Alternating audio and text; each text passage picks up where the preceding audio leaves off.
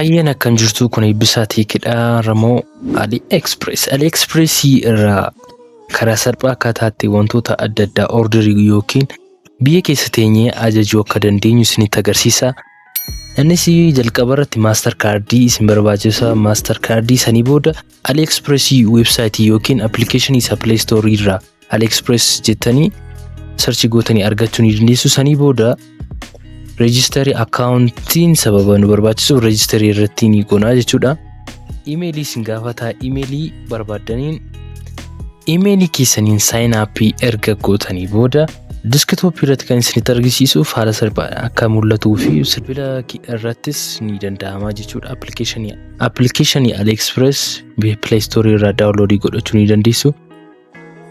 Erga sign up goonii booda gara settingii isaa ni seenaa jechuudha. Settingii bakka jedhu irratti profile mallattoo profile fakkaatu erga irratti cuqaasnee booda wantoota nuti sirreessuu qabnu shipping address kan jedhu asirratti akka argaa jirtan shipping address Ethiopia Addis Ababa kan jedhu zip code kan jedhu isin gaafata. Innis kan Addis Ababa yookiin Finfinnee yoo ta'e zip code kan Finfinnee 1000 jettanii irratti ni guutu.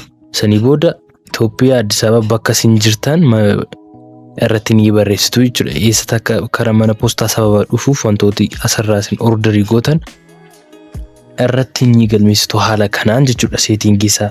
Inni dabalataa payment method karaa kamii Mastercardidhaan sababa kaffalluuf Bybit yookiin Mastercard wantoota biraarraa baafachuu isinirra jiraata jechuudha. Mastercard information asirratti akka argaa jirtan ana asirratti kanaan dura guutee sababan jiruufi Mastercard lakkoofsa Mastercard keessanii fi expire date wantoota adda addaa isin gaafata asirratti ni guutuu jechuudha. Card transaction kan jedhu irratti waasarii isin gaafata.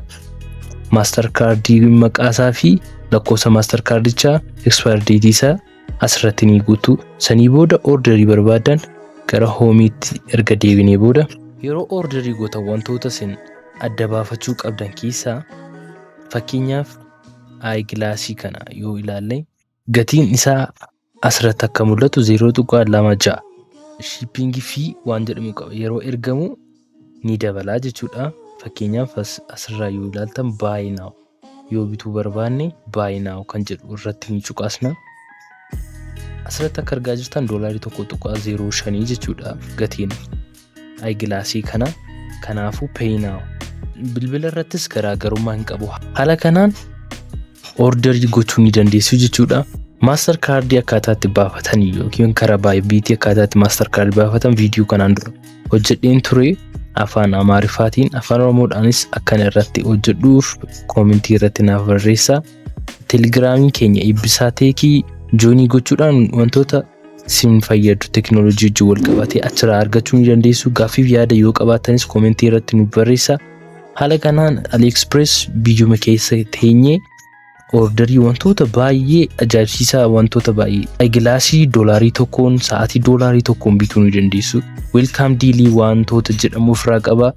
Percentii amma percentii 90tti discountii qaba jechuudha yeroo jalqaba register gootan.